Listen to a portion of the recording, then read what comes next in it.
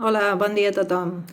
Bueno, estem aquí, tancats a casa, amb aquesta situació que s'està allargant una mica, però vos demano a tots un poquet de paciència i també vos demano a tots que és molt important que respectem aquestes normes que ens han dit, és a dir, no sortir de casa si no és totalment necessari, per anar a cercar aliments exclusivament, i si pot ser no cada dia, sinó fer una compra perquè se pugui allargar un poquet en el temps, i també, sobretot, no fer visites. Ja sé que costa molt, però ni a amics ni a familiars, que sí, perquè tot això ens posa en risc a nosaltres i en els altres. I ja sabem que si hi ha un contagi, doncs això després afectarà molt més encara la nostra vida.